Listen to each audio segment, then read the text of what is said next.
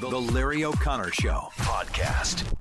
Joining us right now to let us hear what's happening over at his fine organization is Tom Fitton, president of Judicial Watch. Tom, thank you for joining us. Larry, good to be with you. I'm sorry I missed Nunez's interview. I'm sure it was interesting. It was. I'll send it your way so you can monitor it. Actually, it's interesting because I know that your organization is petitioning the District of Columbia to add a message to that now very famous mural downtown.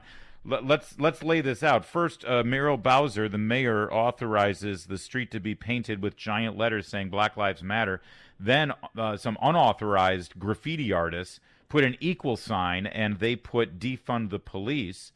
It seems like the city is endorsing certain messages here. Is that appropriate for a municipality to do?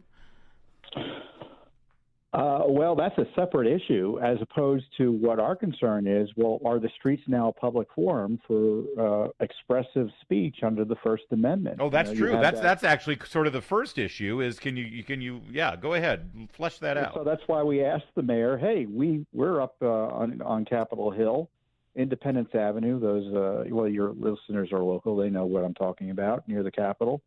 And we want to paint Judicial Watch's motto, which is as appropriate as anything else these days, which is because no one is above the law. And so we want access to this new forum created by the mayor when she painted and authorized the painting of that political slogan near the White House the other day. And so we want equal access under the First Amendment to this public forum. We'll pay for the paint. We may need a little help in terms of diverting street traffic while it's being painted.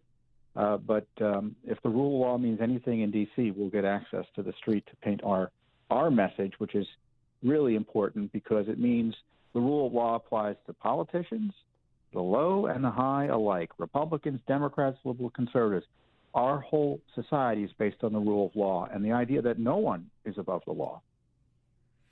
I love that message, and I can't imagine how the District of Columbia government could refuse you. Let's play this out for a moment. If they say, nope, we got this, we put our message down, and that's it ends there, then what's your recourse?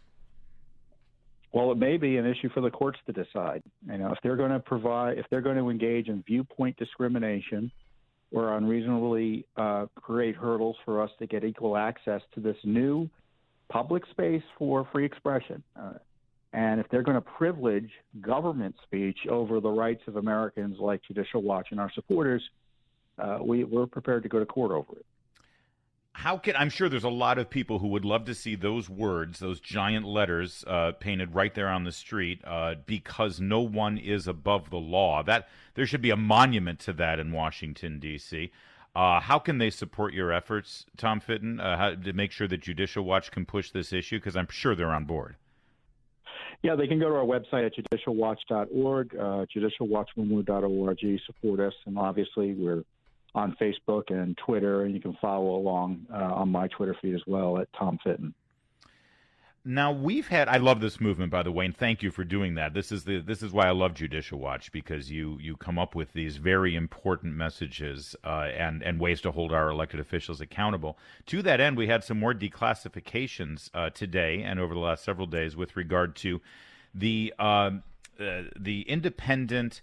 I always forget it. The intelligence community's assessment of the 2016 election. I'm sure you saw some of the things that have been declassified now, Tom, and it sure looks like it's obvious now that the Obama administration just kind of withheld and covered up a lot of data that they had that would have contradicted the message that Russia was trying to get Trump elected. Oh, you're exactly right. And it shows that this intelligence community assessment, which was accepted blindly by the leadership of the Trump administration when it came in, not that President Trump bought into it, but the intelligence agencies also blessed it without reviewing it. It shows that intelligence community assessment. Remember, after Trump won, Obama sent 1,000 ships after Trump, including all the intelligence agencies, to come up with this smear job saying that Russia wanted Trump to win. And it turns out part of their argument was based on the dossier. And we now know that the dossier was used in this intelligence community assessment the way it was used for FISA warrants. It's a fraud. So when you think of the FISA warrants being a fraud, we now have confirmation that the intelligence community assessment set up by President Obama at his personal direction is also a fraud. It's a fraud on the American people, and to a degree, resources were misused, and purposely so, within the FBI and DOJ. I'm curious as to whether other criminal statutes were violated in the big lies in that ICA assessment. And remember, it was designed to smear and make it impossible for the incoming president, to govern. The sedition began almost immediately upon the President Trump winning in November of 2017. And this ICA, we now have confirmation, is part of it. We're speaking with Tom Fitton, president of Judicial Watch. And Tom, one of the great things that you do is try to break through the wall that is put between the American people, the voters, the taxpayers, and our government. And you try to get as much through FOIA requests and transparency so we know exactly what goes on. Do you already have efforts underway to get all of the information and all the data about the pandemic, about the decisions made by our government at every level, what went into those decisions? Because this is the story that needs to be told. Who was advising the governors? Was there any actual open process to record for posterity why governors made the decisions that they made? Well, that would be a major project for Judicial Watch to undertake, and I think we've already begun FOIAs along those lines. Specifically, for instance, we've asked for documents in partnership with the Daily Caller News Foundation. We've actually sued for communications that the Dr. Fauci and his top official had with WHO about the coronavirus and China early on. And so we've sued in federal court for that. And, that's the sort of basic information we want to know. What were we being told? Was WHO and China lying to Fauci? And what was the back and forth?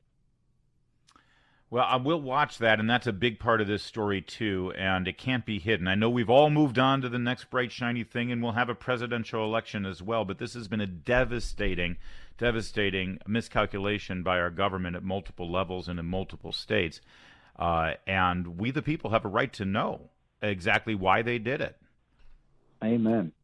Tom Fitton, always good to talk to you. It's been a while. Thanks for joining us today. And let us know what goes on down with the mayor and with the city council. We just had Chairman Phil Mendelson on yesterday. I wish I had known you were going to be doing this. I would have asked him about it.